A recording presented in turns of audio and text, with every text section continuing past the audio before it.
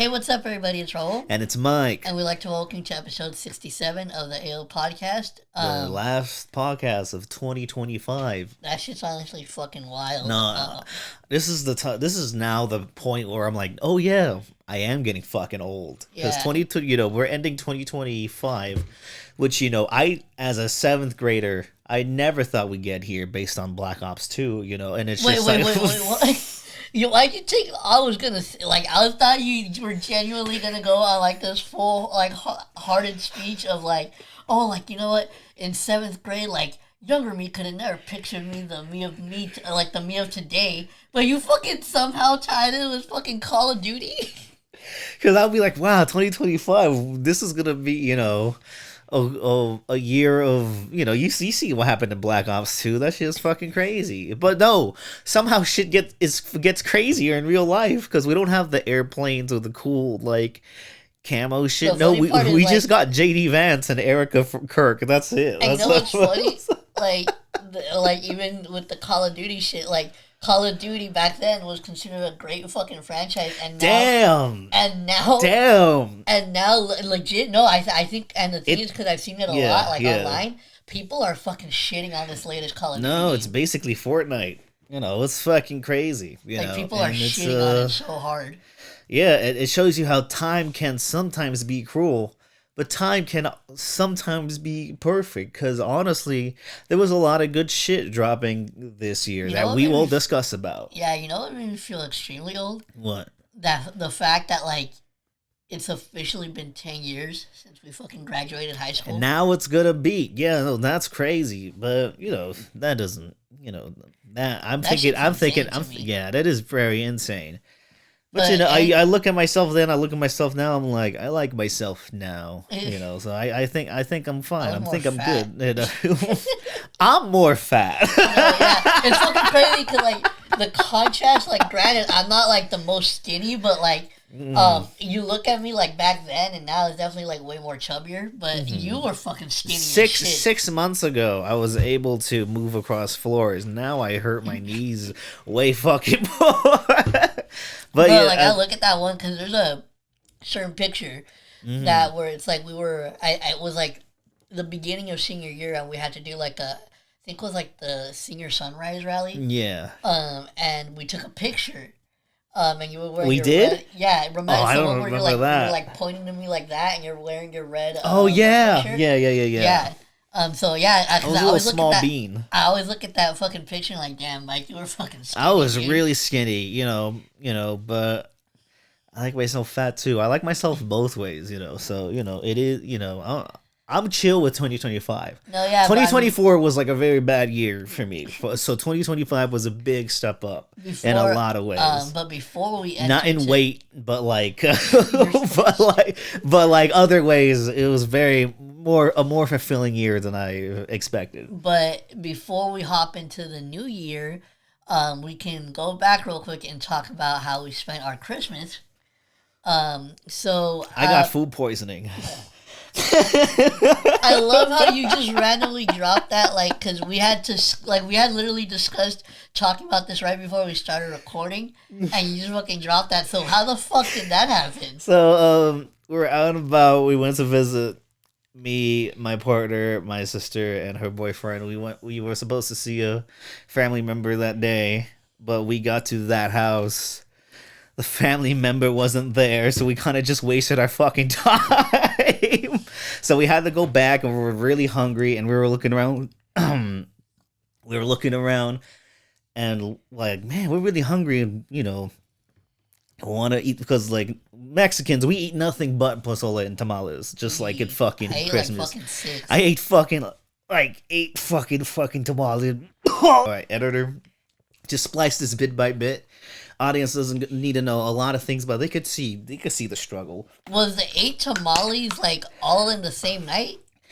Within a 24-hour span. I was gonna say because I for Christmas Eve I ate 4, but then Christmas Day I had 2. I was eating a lot of fucking tamales.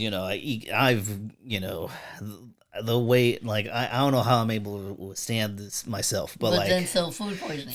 we were like, damn, we wanted something else, and like obviously everything was closed, but even places we didn't know could be closed are closed. I'm like, wow, that's crazy. McDonald's was closed, Wendy's was closed, everywhere was closed except Jack in the Box and Popeyes. And we went to Popeyes at right when they were fucking closing, so they're probably just throwing shit in there.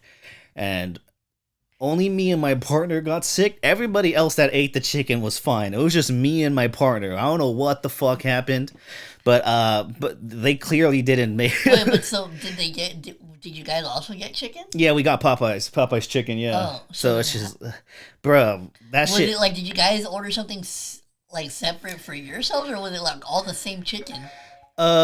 We got something separate for ourselves, but since they were closing, they added more food because they were like, it's either this or the trash. So we got more food in our meal than expected. Because right when we got our food, the place just closed. So it was like, oh, okay. It was like the chicken was good. It was still like, it tasted good, it felt good. It was like, cool. And a lot of my other fam got the chicken too. But only me and my partner got sick, and we thought we were gonna fucking die, honestly. Like, food poisoning is not something to be... I also got food poisoning earlier this year. I ate a grilled chicken at one of my jobs, and like, as soon as I got home, I just started fucking vomiting in the toilet. But this was a different kind of food poisoning that I had. It was very like, whoa, what the fuck? Like, No, but that's fucking. Yeah, that's how I ended my Christmas day. But the day before my Christmas Eve, I was drunk as fuck. I was fucking hammered as shit, just taking down Red Label and Don Julio. No, yeah, I can relate because I ended up getting super drunk off some Buzzball. It was one of the better Christmases I've had. I got this shirt, the Beatles shirt. I got tons of shit from my other family. Shout out to them. So I thought my Christmas went well until the food poisoning happened. That was such a crazy contrast. That was such a my girl had it the worst. She was not feeling good at all, but she's better now. So shout out to us. We had a solid Christmas, but like it didn't have. I did get food poisoning, so I don't think I've ever told you actually. I was gonna say at least I didn't get fucking food poisoning. Damn. No. My Christmas was already better. Yeah, no, it's but it was still like a solid Christmas for us. It was a very fun time with the family.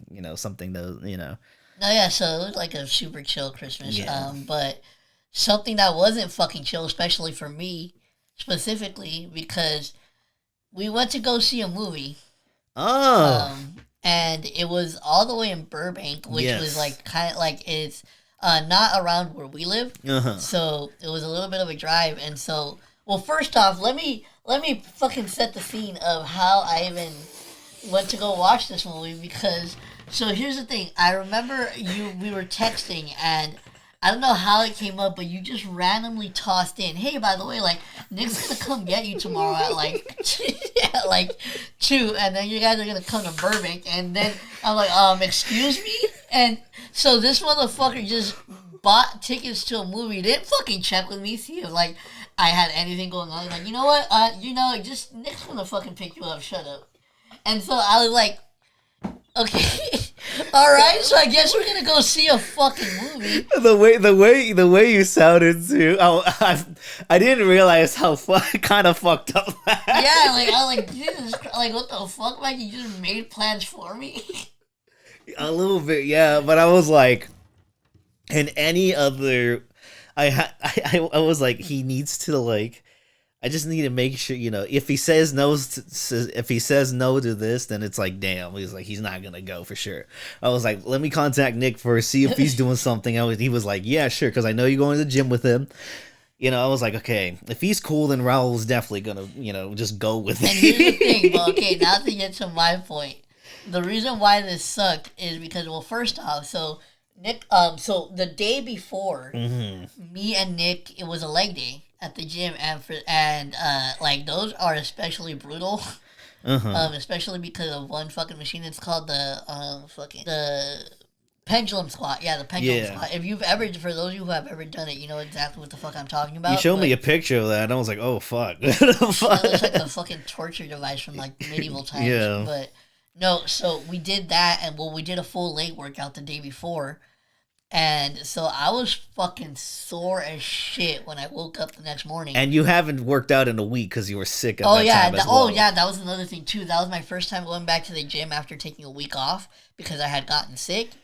And so it was especially brutal because I had to like obviously it was brutal because I was sick and I missed a whole week. My friend made me double my reps. So instead of doing 3, I had to do 6. That's crazy. On every single fucking machine. Hard. So, yeah, his friend goes hard, or our friend yeah, Nick, goes shout out to the hardcore. homie Nick. Goes hardcore in the fucking gym. But so I was like, all right, you know what, fuck it. So then I fucking woke up the next morning because the movie also fucking started at what, like 11 or 11:40. Yeah, so I was like, fuck, and I had to wake up fucking early, and so I woke up and I was fucking hurting, dude. When I woke up that next morning, and so I was like, shit.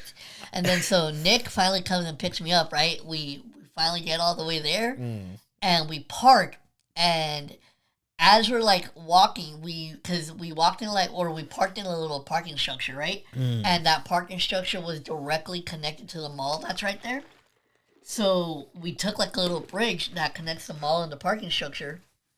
And as soon as we fucking walked into the mall, you see that there's an AMC right there. Yeah. And so we get there, we get to the front, and that's when I start texting you, and I'm like, hey, like, we're here. And then you sent me a picture, and you're outside, and I'm like, what the fuck is going on? I was like, is there another entrance to this fucking AMC?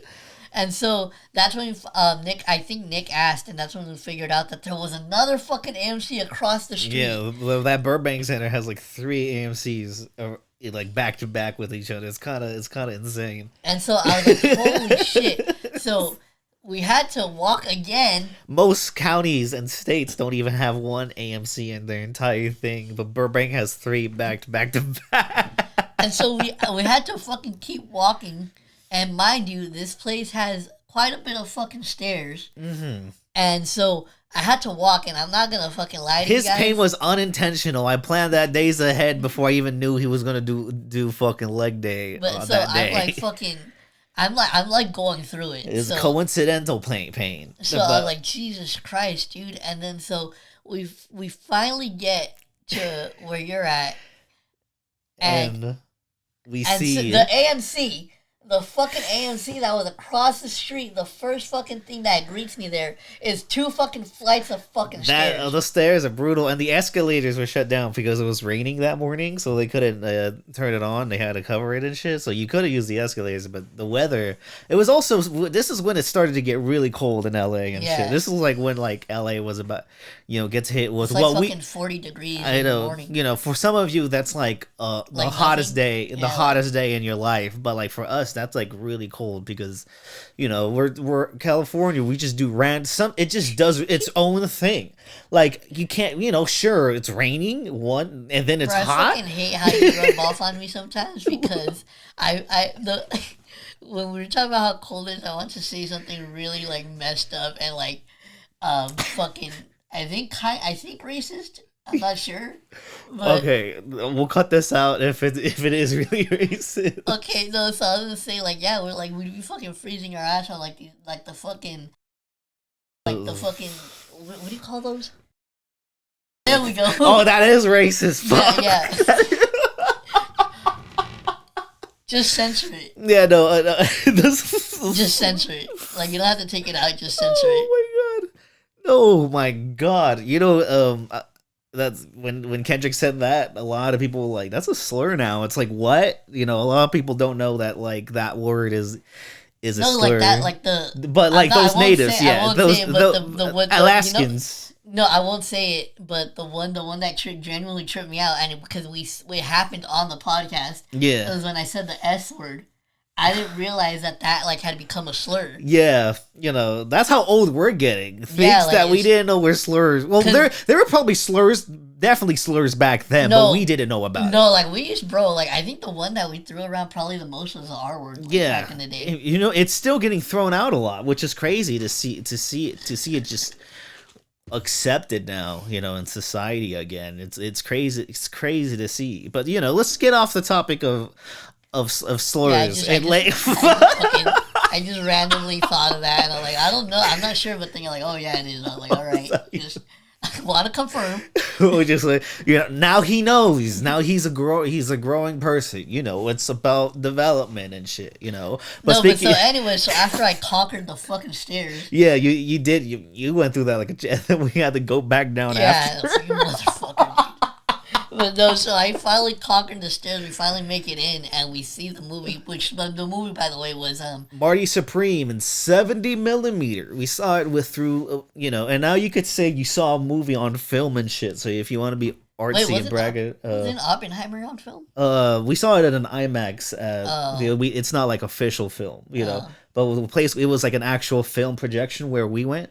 And it's like a huge, large format. It's like a huge fucking screen. Because we got like for what usual AMC seats, like very up close seats. Because those, those were the ones that were more available. But like even sitting down those close seats, it's like you see like the whole fucking screen. No, yeah. It's fucking crazy. But we did see this movie, and you're gonna see this movie, I think, come up in later on in this episode as well. But we fucking. Yeah, we really liked it. Now, I was actually genuinely surprised because, I was telling you a bit, because I knew I wasn't going to get your, because here's the thing, this is why. Let me explain why. Because literally the only thing that I knew about this fucking movie going into it was that it was about ping pong. That's literally all I fucking knew. So when you originally told me about it, I'm like, really? Like a fucking movie about fucking ping pong, dude? And so I will say I was genuinely fucking surprised by how good this movie was. Yeah, but then I was like, okay, what it has you see Shark Tank, it has Kevin O'Leary in it, and Tyler Creator is also in it. You're like, this is the randomest fucking cast I've ever heard of. Now, mind you, I also didn't expect that fucking Kevin O'Leary dude. I legit thought he was just gonna make like a quick fucking cameo. It turns out he's like the fucking main villain of the movie.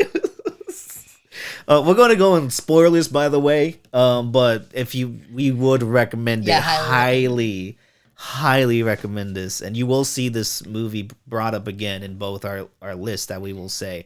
But no, I thought this was such an incredible. I've never got to see. This is my second time seeing a movie on 70 millimeter film like that. The first one was Oppenheimer, and that was fucking Oppenheimer.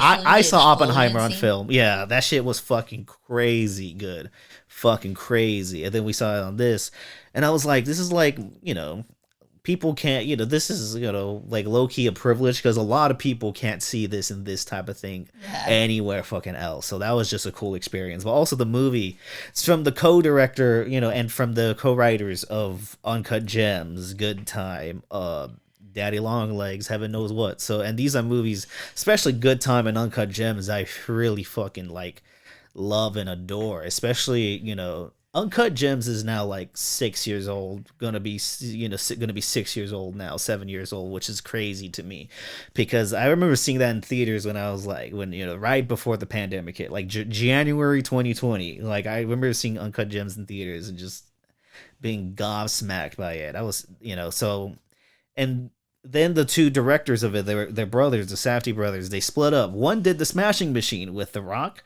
And The Rock is really good in that fucking movie. I think the movie. Oh yeah, you watched it. Yeah, I went, and I think the movie's not the greatest, but The Rock is fucking incredible actually in that fucking movie. I do think The Rock, when he gives his shit, can do a decent Pain and Gain. He's fucking hilarious in that fucking movie. But yeah, he's But then the other brother went to do this one. Marty Supreme. He was like, and he started writing this in 2018, and Timothée Chalamet was also attached that early on too. So you could feel the passion in this movie. That was the one thing that I was gonna ask you that I never did. Was this movie completely made up, or was it actually based on something? It was inspired by a person in in a book that the director got from his wife. But it's just about like this, who's also named Marty, and the environment of 1950s ping pong culture. But they were just like, oh, this is like a cool idea, and then they just took that and they did their own like things with it. And but a lot of it is based on like true things that were happening around that time. And it truly, and I think that's like the beauty of this film. You would think watching this, you're gonna be like, oh, this is based on someone, right? No, it's just inspired by this one dude around this time, but then they just made basically everything else like from scratch, and it's fucking an amazing, like the screenplay is like so fucking good. And then not to mention, yeah, I was gonna say, damn, there's a real life like scammer / fucking MILF hunter out there. Who hangs out around Tyler the Creator and the dude from Shark Tank and Gwyneth Paltrow. The cast is fucking incredible. Even like the fucking dude who owns the dog. Yeah. He's a famous like director who makes even weirder fucking movies than you have seen. But he just like a great ensemble, and not to mention the lead, Mr. Chalamet, who's like doing the craziest press run I've seen in quite a long time. Motherfuckers everywhere. Motherfuckers are hating on him. Motherfuckers are cheering him on. But like he's like everywhere, and I think it's gonna help. It's been helping this movie. He's like this. What's funny? I remember I knew his name way before I even know who he was. Mm-hmm. I remember people just kept saying, or like I kept hearing it mentioned like online. Yeah. And I'm like, who the fuck is this dude? And then it wasn't until like a while ago that I found out that he's like an actor. Yeah, and then how do you feel about him in this fucking movie? Nah, he killed it in this role, dude. No, he was so fucking funny. The shit he says here and the shit he does. In a Safdie movie, a Bronstein and Safdie movie, you're gonna get that high anxiety and tension, for a really, really long time. I think the thing that surprised you the most, you said, was how intense it was. No, yeah, it was like, because the thing of like going into it, like a thing about ping pong. And by the way, we sat down right when the trailers ended and the movie started and shit, and then. Also, side note, it was fucking dark. It was really fucking dark. I had to have Nick fucking guide me with his phone because, like, what the fuck? I can't see shit. I know. that shit was crazy. I was like, damn, I can't. Am I going fucking blind? No, that's how dark it gets in, like, an actual projection room. It's like, I can't fucking see shit. How they do it back in the day? Fuck. But so I will say this movie was like really surprising because like given the premise of it, mm-hmm. like if you were just to hear like the premise, like just not even the premise, like the whole premise, like if somebody literally just told you, hey, like there's this movie about this guy, he's a ping pong player, and like that's the only information you had. So that's what I was kind of going in with the mindset of it. I was like, oh, you know what, it might like be. I thought it was gonna be like one of those weird artsy type of movies. Yeah. But no, yeah, it was like actually a really like intense roller coaster of a movie. Yeah. And I really enjoyed it. No, the fucking I think we'll move on. You'll probably hear us a lot more talk about this later, but I'll say the bathtub scene is one of the craziest things I've ever seen in this year. But we'll talk.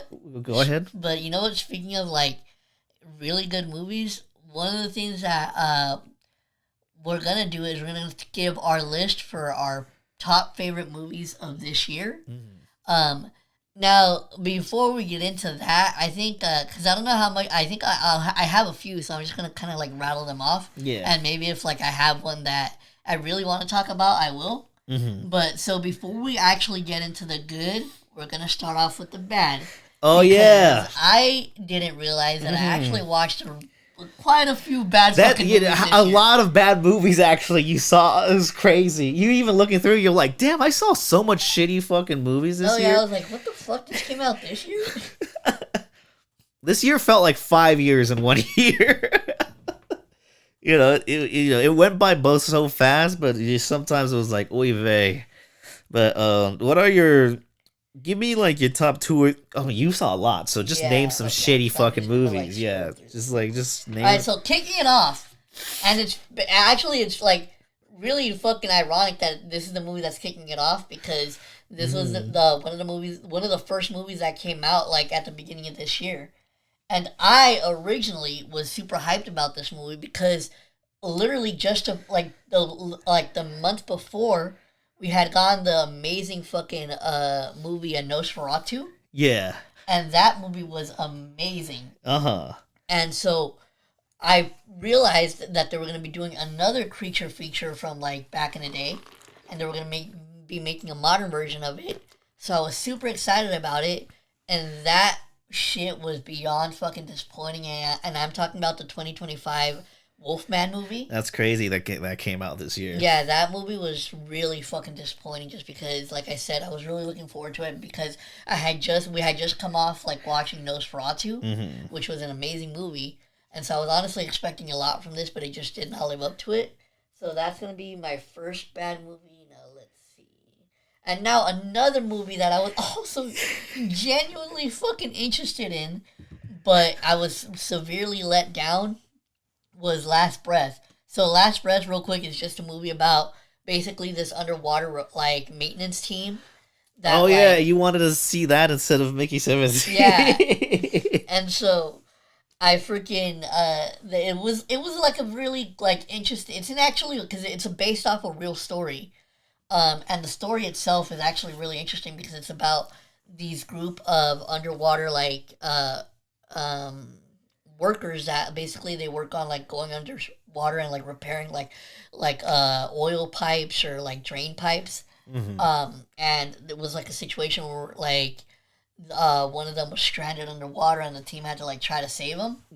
So it's like a really actually compelling fucking story, but boy did this movie like not do it justice at all. Yeah. Because it was just a fucking complete snooze fest for me.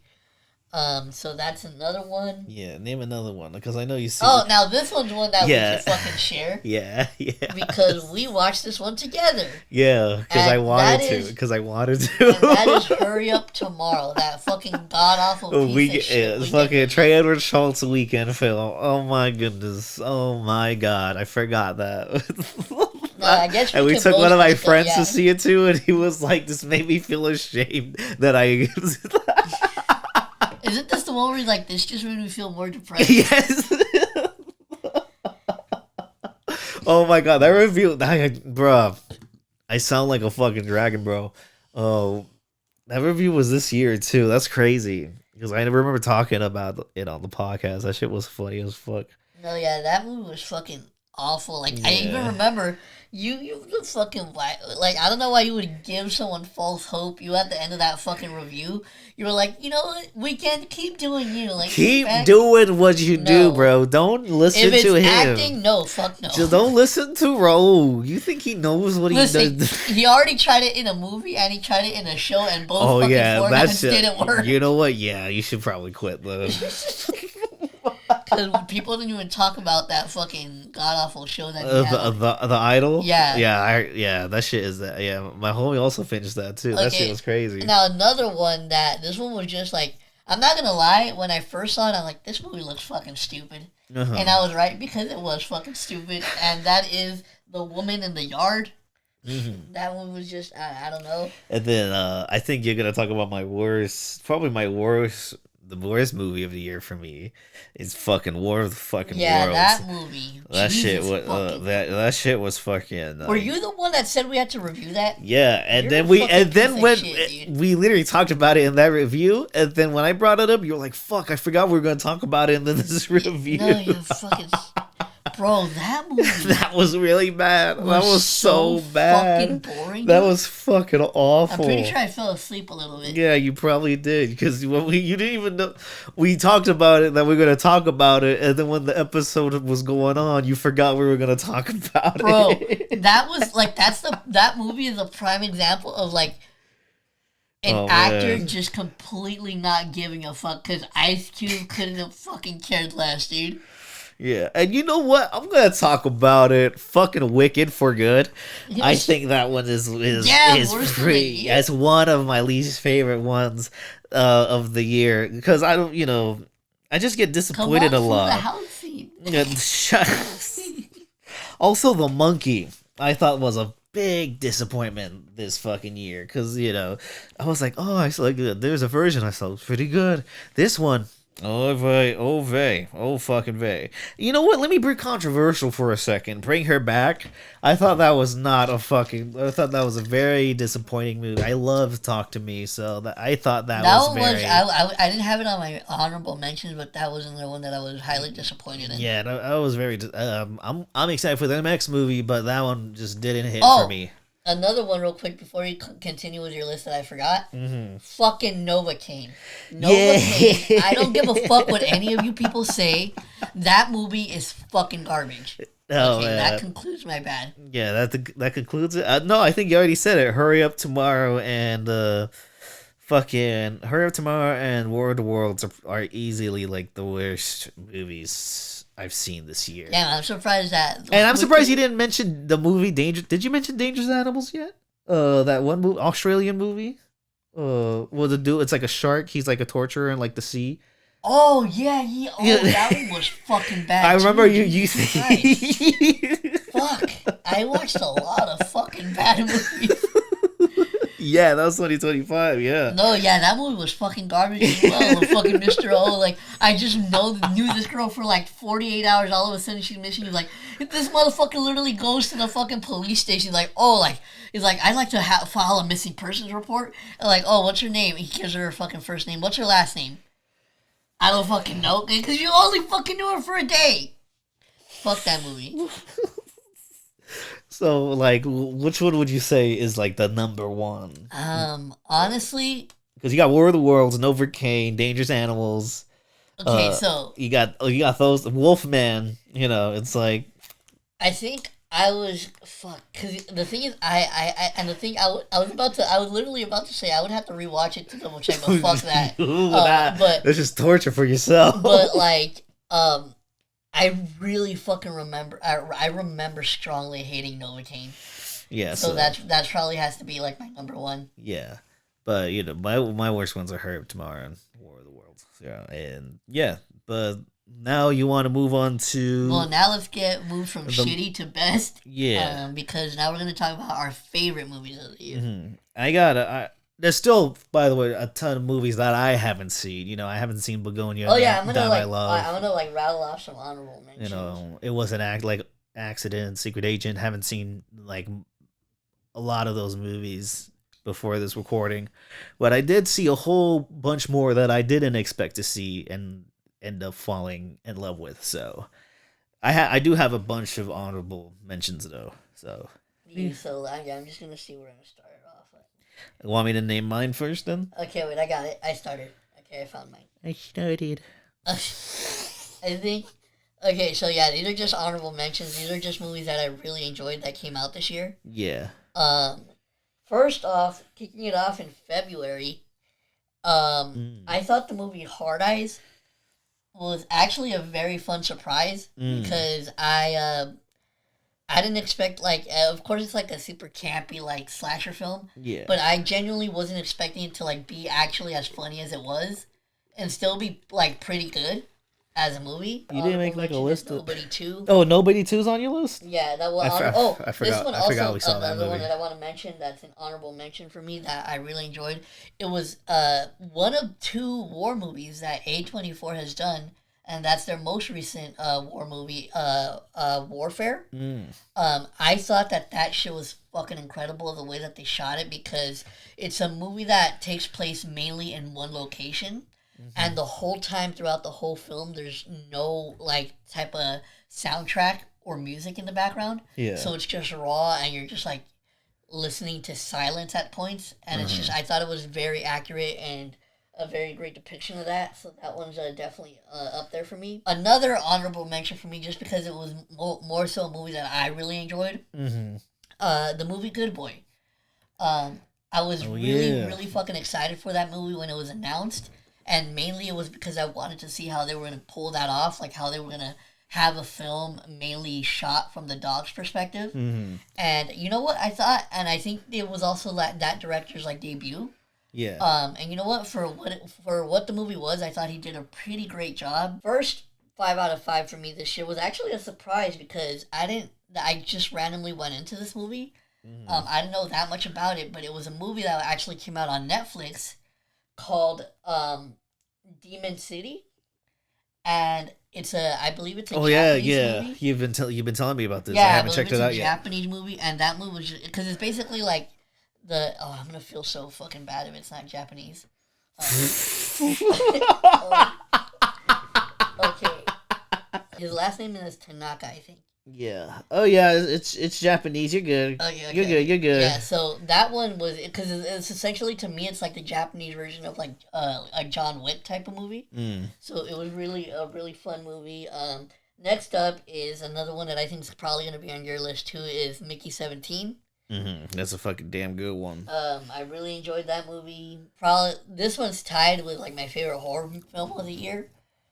Because there's this one and another one, but the first one has to be Sinners. Sinners was fucking incredible. That's good. That's fucking amazing. Fucking amazing film. Oh, and then so now going on to my second movie, my second all time favorite horror movie of the year. Yeah. Weapons. Yeah, Weapons is fucking incredible. Yeah, so Sinners and Weapons are like my top favorite scary movies of the year. Another one that I think is probably going to be on your list is One Battle After the Next. One battle after another. Yeah, One Battle After Another. Yeah. That one was, of course, also an incredible movie. Oh, another one that was another Netflix release was Guillermo del Toro's Frankenstein. I know you had a different opinion. Yeah, I almost put that on my worst. Yeah, but God, you're tripping. It's not that fucking bad. But no, yeah, Frankenstein. I love Del Toro too, but I really enjoyed that one. And then ending it off with Marty Supreme. yeah, no. So out of like what you said, which ones would be like your top like 3 or 4? I think like what's number 1 to you right now? number 1 to me would probably have to be Sinners. Just because not only was the story really dope, but I loved the fucking music in it. Like that had my favorite soundtrack by far of the year. And then second, I would have to go with honestly Marty Supreme, just because that movie really caught me by surprise. Third would probably be Weapons, just because Very fun movie. Just because it was fun, and I also has probably one of my favorite characters in any movie of all time. Shout out to I forgot what his name is. I think it's something Abraham, the dude that plays the tweaker dude. Yeah. But so then my fourth would probably be that Demon City movie, just because that shit was really fucking fun to watch. Nice. And then number 5, I think I would have to go with One Battle After Another. Nice. That's a solid top 5. Good top 5. Good. And some of those movies, will be also on my list, and I will go through them right now. And I have this list also on Letterboxd, and it will constantly change whenever I see a solid 2025 film. So keep out for that as well. I got a few honorable mentions I would like to mention. Blue Moon, Sentimental Value, Cloud, If I Had Legs, I'd Kick You, Weapons, Sorry Baby, Mickey 17, and No Other Choice. All of those are... Oh shit, Mickey 17 is in your top 5? It's a fucking amazing film. I think a very underrated fucking movie, honestly. That was actually a surprise. I thought that was going to land on there. Very underrated fucking movie, but there's other movies that came out. I thought this was such a solid year for film. I think every year you can find a solid list of movies and like and enjoy or even love. But I think there's a lot of movies this year that I definitely gonna like define the decade, especially within like from major Hollywood releases to the art house films. There's going to be a lot to the in-betweens. There's going to be a lot of movies here that will, like, I feel inspire in the future. So yeah, I think it's still, and there's still a bunch of movies I haven't seen, but I do think it's been a solid year of film, and these are my top 5s. My number five is Sinners. Sinners made the cut, and it deserves so because it is And it such a should have, you know why? Because what? you were fucking playing that one. bro, I was over and over. I went up to the house and playing the fucking Yeah. Rocky Road double Yeah, and shit. you were playing the fuck out Man, of that song. that shit was such a great scene. But not to mention, I think the scene where like they all dance, That shit was fucking I great. lied to you as one of the best of the decades for Yeah. sure. One of the best. One of my favorite scenes of all time. It's fucking incredible what that shit does to the soul, and I think all the actors are fucking incredible here. Ryan Coogler, man, you're fucking getting the acclaim you deserve with this one. Fucking literally culture shifting, if I may say. My number four, One Battle After Another Yep. by Paul Thomas Anderson. I'm a Paul Thomas Anderson, fan, for life. Man made many of my favorite movies of all time. And that includes One Battle After Another. And it's still causing such discussion, negative and Let positive. me just say that with that movie, the scene where the friends come to meet the daughter, that scene at the front door has got to be one of the fucking funniest scenes I've seen. Yeah, that's such an accurate scene too. It's an ensemble of amazing performances, some career bests, and some amazing career starters with Chase Infinity, who plays the daughter. Oh, that was your first movie? Yeah, it was first movie. Yeah. And it's fucking crazy, and I think from Tiana Taylor, Benicio del Toro, Leo DiCaprio, Sean Penn, Regina Hall, everyone gives like such a career-defining performance. It's not only funny, it's so engaging throughout its 2 hour 40 minute runtime. It's such an incredible spectacle to behold, and I can't believe and a lot of these movies on this list are like movies that I can't believe just exist. Movies already are really hard to make, let alone movies like the ones I'm recommending. And the next one, I think is super underrated, even within like the art house crowd. I think people aren't giving the flowers it deserves. You probably haven't heard this movie, but it's called On Becoming a Guinea Fowl. And it's a art house movie where like an uncle dies, and then you're like, oh, he's like, oh, it's a tragedy, and then you realize, you get to the history of the uncle, you're like, oh, what the fuck. And it is such a supremely amazing analysis on patriarchy I mean, within a sounds like one of your certain type of movies where- certain culture. Where it's about to get, where it starts off normal and then something gets fucked It hurts, and you could tell this movie is such like a brave, unflinching portrayal of that. And like, even if you're not in it, I think if you watch it, it's based on like a distinct Zimbabwe like culture within the movie. But I think even if you don't know anything about that culture, you could see like how much it hurts to be related within a culture like that. Like, we're like Hispanics, Mexicans. So I think there's a lot of machismo and patriarchy with that shit. So I think you can even relate to it on just like a human level too.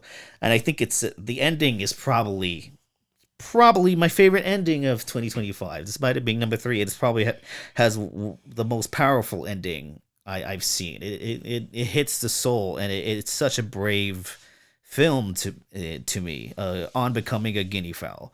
Number 2 is the movie I saw after you guys left, Marty Supreme, which is a Chinese art house film called Resurrection. I can't even explain the plot to you, and you'd be like, what the fuck? Because it's like, oh, it's about a delirium that like some person brings in, because it's in a world that like where imagination doesn't exist. And you're like, all right, hold up, me giving that description, you just gotta see the movie. If you're into that slow art house shit, that pure cinema transcendent shit, I highly recommend it. No description I can give can't do that movie justice. So if you're into that slow art house shit that can blow your fucking mind, highly fucking recommend it. I'm seeing it again very soon. Also, with 2 hour 40 minute movie, very slow as fuck, but by God, what a fucking journey. And my number 1 is the one we've just seen, Marty Supreme. That was one of my most anticipated films of the year, and it is one of the best executed films I've seen this decade.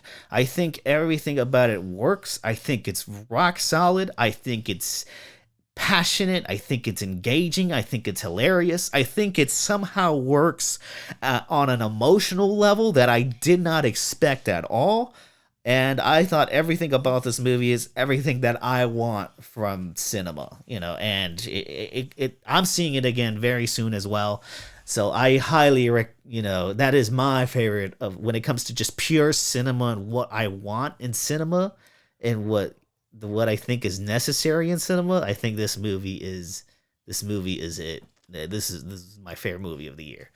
All right. So now, since we did our favorite movies of the year, we'll do our favorite albums of the year. Now, in all honesty, I honestly didn't really get to that many albums that came out this year. So my list is only going to consist of 3 albums. So I'll go first. Now, the third album I would put that was my favorite this year, just because. So, I had taken a long break from listening to anything new from Griselda. And I had heard like a single here or there, but I definitely hadn't checked out like a brand new project from like either Westside or Benny or Conway in like a minute. Tripping. So I was like, all right, you know what? I saw that Conway just released his most recent album. I think it's like You Can't Kill God with Bullets or something. Yeah. But I finally decided to check that one out, and I gotta say it is really nice and refreshing to listen to like Griselda after you haven't heard them in a minute. Yeah. Because it just reminds you like why you like them in the first place. Yeah. So I will say I did really enjoy this project from Conway. Now my number 2 album is gonna be an album that actually like caught me by surprise just because I wasn't really too sure what to expect, but I gotta say, man, the fucking production and some of the features that were on this album were fucking insane. And that is the latest Mobb Deep album. Yeah. Because it just has some of the best like Nas features.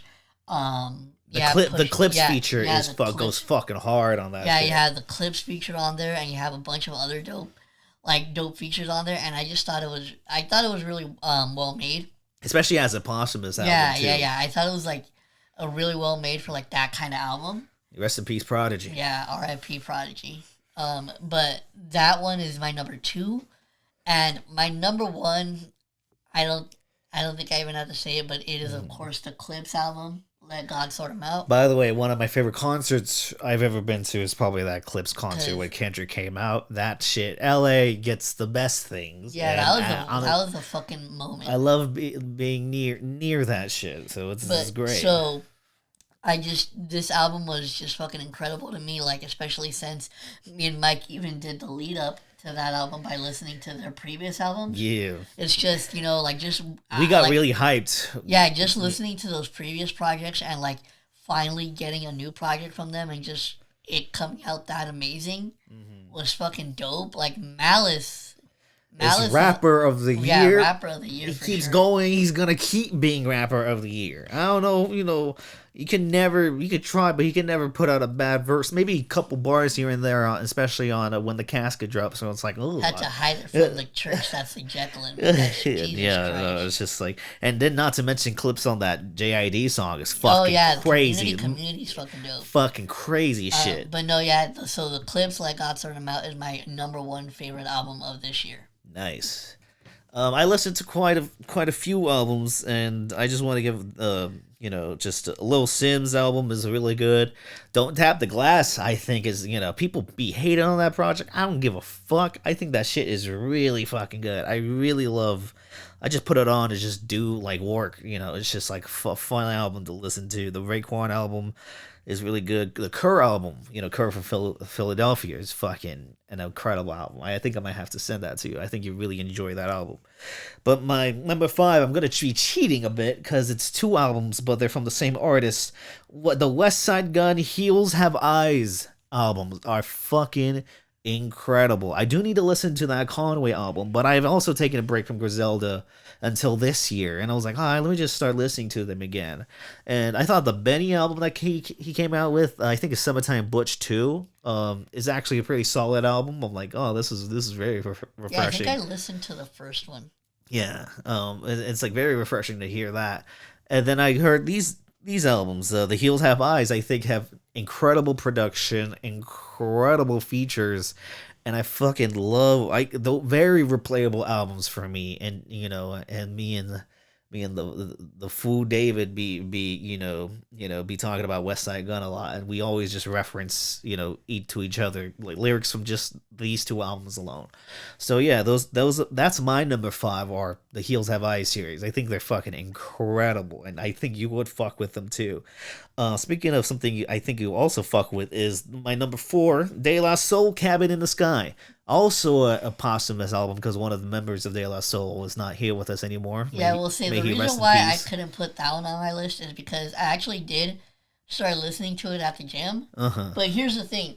That was the day where I had come back from being sick. Yeah. So I was doing like 6 fucking reps. So like you needed something more like upbeat. Yeah. Yeah, so for I had sure. to I had to stop that. I think I maybe made it like maybe 5 or 6 tracks in. Yeah, but I did like it from what I heard. Yeah, for sure. But like, I this caught me by surprise. I mean, I love De La Soul. I love most of the albums they've done. And this album, I was like, okay, let's get back into it, bruh. I did not expect how funny this album was gonna be. I did not expect how emotional this album was making me. I was like, God, especially because like they have unreleased features from the member who passed away that are in this album, similar to the Mobb Deep album, that are woven in fucking beautifully. And features from Killer Mike, Black Thought, and Nas on that shit alone. Holy fucking features of the year. If it wasn't for Malice, some would be features of the year. But speaking of Malice, my number 3, Clips, Let God Sort 'Em Out. Number 3. And this is one of my most anticipated albums in fucking years, bro. The fact it's number 3 is kind of crazy. That's how good this fucking year has been. But Let God Sort 'Em Out. Oh my, yeah. I've been listening to Chains and Whips nonstop, POV nonstop. I love Mike Tyson Blow to the Face. My go-to is FICO. FICO is so bro, that good. Fucking Stove God. The Steve God. Yeah, Steve God. We also got introduced to a new artist by the name of Steve God this year, you guys. But no, his fucking hook on that song is fucking amazing. Yeah, it achieved every expectation. With a couple songs here, I'm like, okay. But other than that, it's fucking it's still a fucking incredible. Ever since we saw them in concert, I've just been listening nonstop. Chains and Whips. I can't get that shit. I remember when I first heard it and when we reviewed it, I thought it was a great Kendrick verse, but I didn't think it was one of his greatest. I can't stop fucking listening to that fucking verse now. It's stuck in my fucking head. It is Gemini with a genocide. Bro, you were fucking yelling that shit at the concert. I was. Oh yeah, no. And not to mention, Nick gave me a fucking drink that had double the fucking thing. Yeah, that shit was funny. That was a very fun concert experience. Number 2, Freddie and Alchemist, Alfredo 2. This is one I've just been playing nonstop. Oh, wow. That's genuinely shocking to me that you put that over the Clips. That I don't think there's a slouchy fucking track. Well, I think there's one, but it's not that bad of a track. But I think it just flows smoothly. I think the beats are fucking dark and menacing, atmospheric, just incredible. And I think Freddie has some top tier shit. And this is coming from somebody who has already been a major Freddie fan. Some of my favorite, Pinata, Bandana, just Freddie, that album too. Oh my goodness. And then here I'm just like, damn, the first Alfredo, is a classic. So this second one had high expectations for me as well, and it did succeed. Especially with what I want from both Freddie and Alchemist. But Alchemist is also In my number one this year, Arm and Hammer Mercy with Alchemist. I've over the last year even I've been growing my Arm and Hammer, art rappers, Billy Woods and Elucid, you know, very incredible, distinct, quirky, artsy, dark rappers that say shit you just have to listen to 100 times to truly get it. And but when you do get it, my god, this shit is fucking incredible. And I think most of their albums are really good. Not to mention their last Alchemist project, Haram, which is one of my favorite rap projects of the fucking decade, and it came out in 2021. I still listen to that album. I've been listening to the album for years. So this had high expectations. A lot of people actually didn't enjoy it as much as I did, but I couldn't stop listening to. I still can't stop listening to this project. I think it has some of the most meaningful, emotional, intelligent, like craziest flows. Alchemist's craziest beats are on this fucking album. I love his production on this shit. I love this shit so fucking much, and I'm gonna keep listening to it until don't have fucking ears. So that is my number one, Arm and Hammer and Alchemist Mercy. All right, so that's gonna conclude our favorite movies and albums of the year. So you sound like those announcers that come in after they do Mozart and shit, and he's like, and that was Mozart number 3, 2, and yeah, just sit back, relax, and jerk off. I hate you. I hate that you fucking interrupted for that. But so now moving on to our final recommendations of the year. Mm-hmm. And you know what? What am I gonna recommend? Final recommendation of the year, bro. You gotta make it a good one. You know what? I am gonna pick. I'm gonna pick two. You know what? Since last year, I'm gonna pick three. I'm gonna recommend a single. Change. Tears for Fears. It was in Marty Supreme. I love Tears for Fears. One of my favorite bands ever. And I love their songs so much I could replay them over and over again. I've been replaying them over and over again for like 20 years, and I'll never get tired of them. That's a single. 2 albums. Damn by Kendrick Lamar. It's probably something I already recommended, and I'm gonna keep recommending. But that's what I've been listening to a lot. My favorite hip hop album of all time, so I'm gonna keep recommending it, whether you like it or not. But this one, I don't think I've recommended before.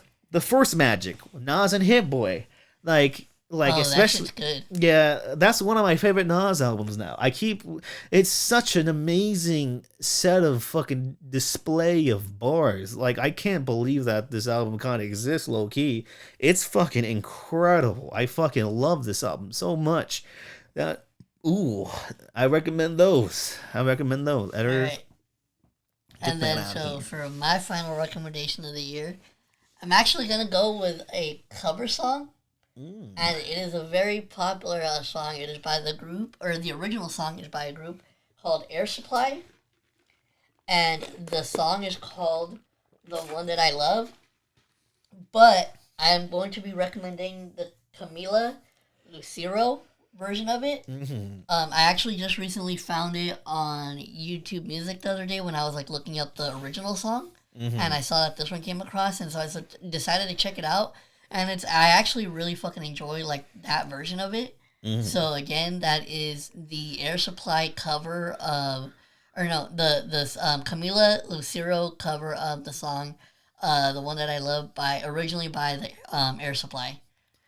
So that's gonna be my final recommendation of the year. I think solid list. Solid list this year. Your reaction was Clips number 3. I'm like, bro, this is bro. And I think your shock with Mickey 17 being out was fucking that genuinely surprised me. But I do love that movie still. But to see those movies that we recommended, listen to those albums. But then also, we'd like to wish you guys a very safe and happy New Year.